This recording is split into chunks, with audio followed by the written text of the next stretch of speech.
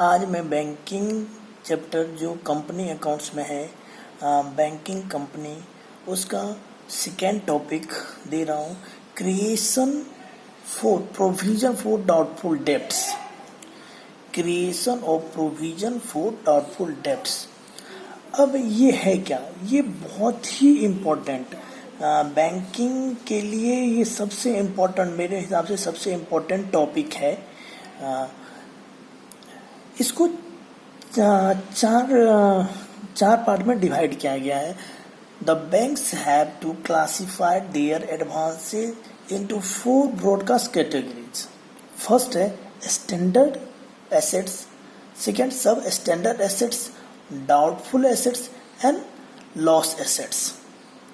अब इन एसेट्स की एक प्रोविजन बनाया गया है, प्रोविजन रेट डिटरमाइन किया गया है और उसके हिसाब से हम प्रॉब्लम सॉल्व करते हैं। जैसे स्टैंडर्ड एसेट्स, सब standard assets, doubtful assets and loss assets. अब यहाँ पर डेफिनेशन है, स्टैंडर्ड एसेट्स कहते किसे हैं? Assets which does not disclose any problem and which does not carry more than normal risks attached to the business, such an assets is not a NPA. अब देखिए, सब standard assets which has been classified as NPA for a period not exceeding 12 months. Doubtful assets which had remained NPA for a period exceeding 12 months. Loss assets which is considered uncontrollable by bank or internal auditor or external auditor or the RBI inspection. अब क्या है? ये तो definition हो गई। सबसे important है provision required. इसमें ना प्रोविजन बनाया गया, जो प्रोविजन कितना, अब क्या बोल रहा है? Agriculture and small and micro enterprises SME loan 0.25%, commercial real estate residential house 0.75%, other commercial real estate 1%,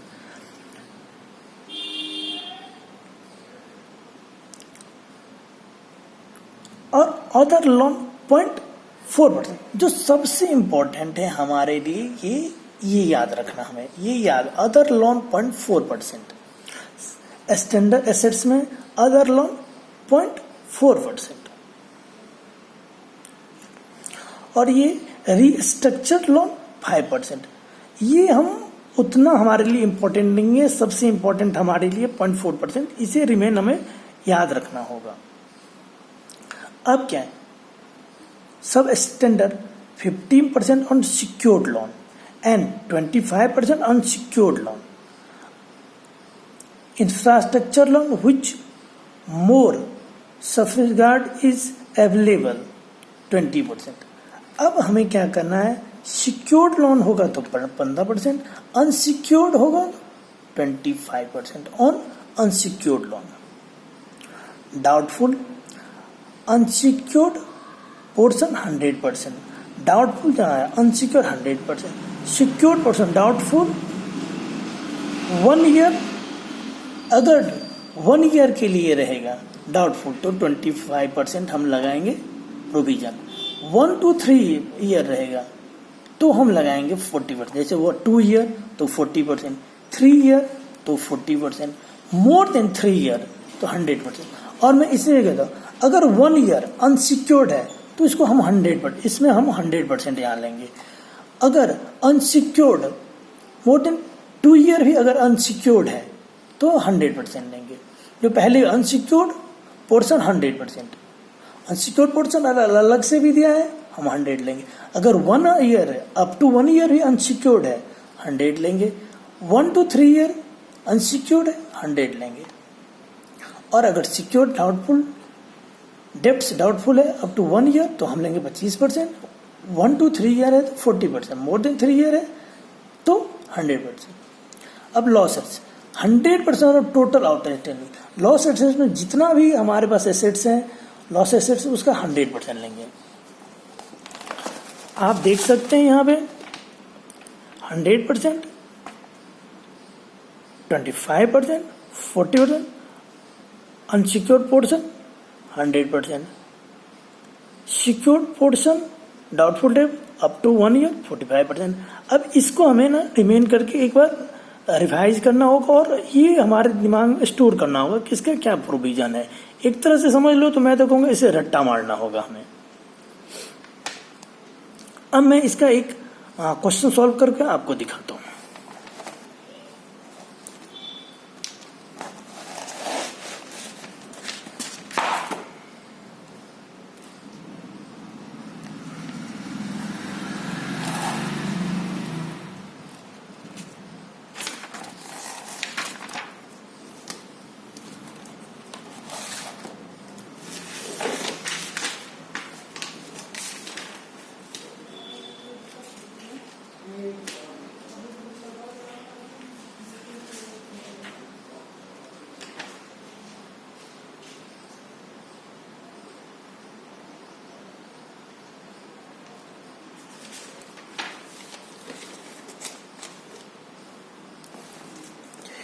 एक क्वेश्चन है, from the following information of detail of advance of Zenith bank limited calculate the amount of provision to be made in profit and loss account for the year ended on 31 March 2010।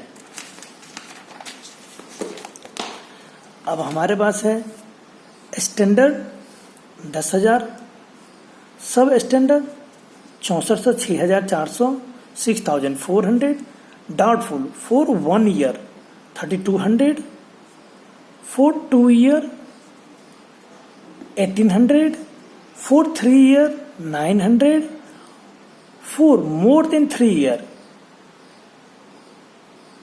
1100, loss assets 3,000।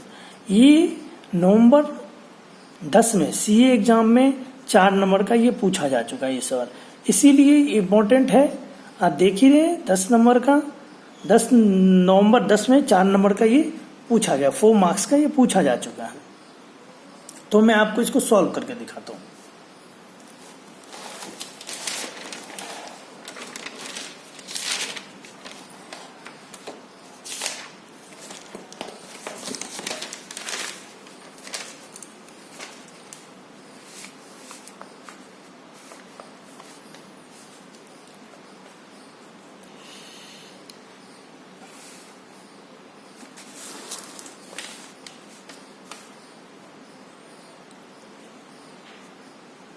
Statement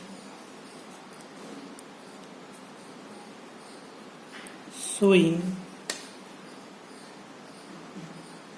provisions on various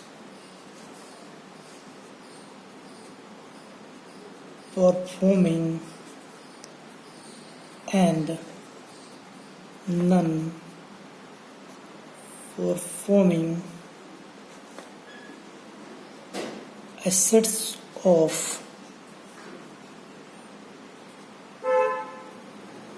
Zenith Bank Limited।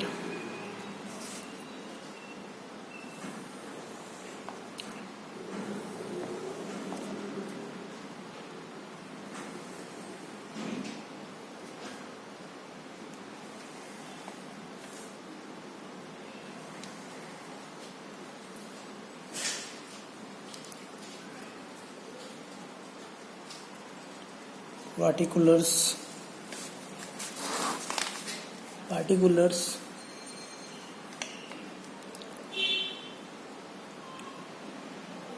amount provision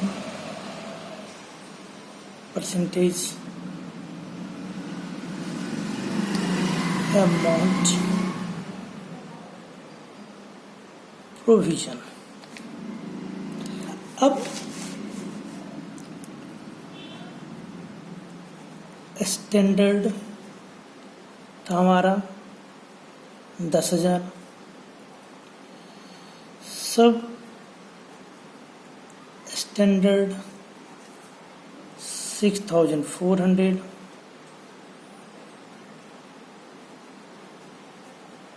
doubtful for 1 year 3,200,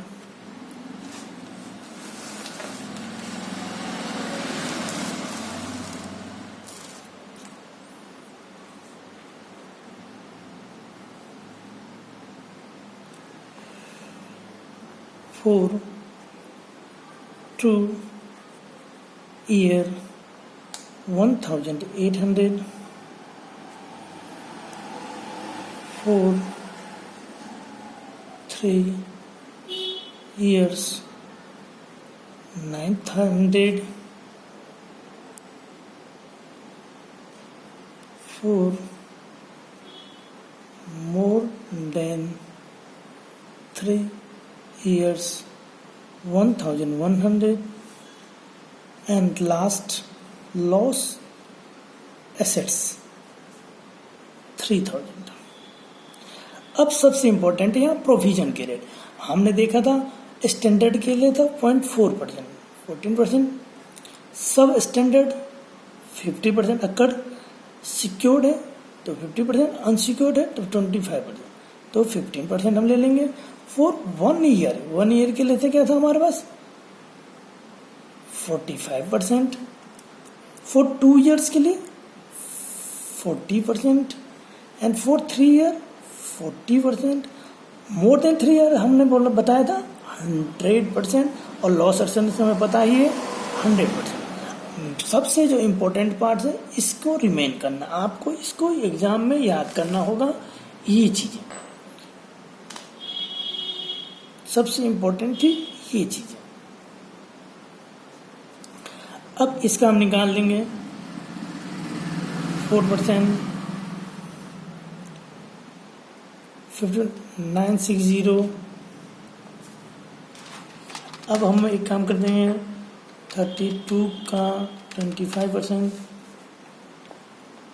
800, 1800 का 40%, 720, 900 का 40%, 360, ये 1100%, 1100 और 3000.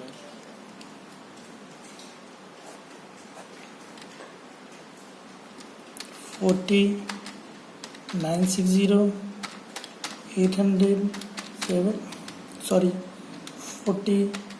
960, 800, 720, 360, 110, 6980. ये answer है.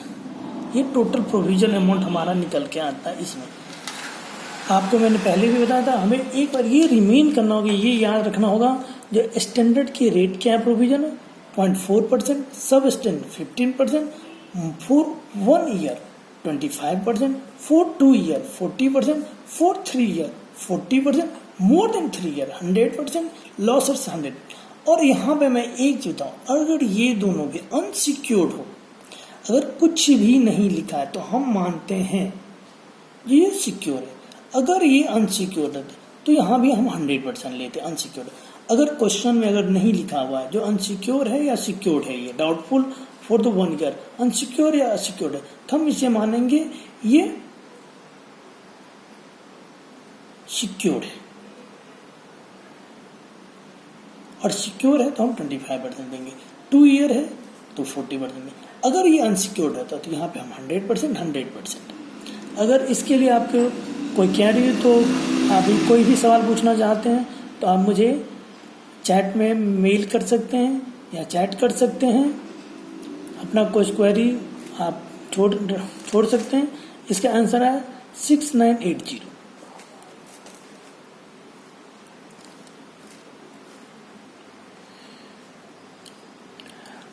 Thank you so much. अगर आपको पसंद आया था तो प्लीज़ इस चैनल को सब्सक्राइब करें और लाइक करें.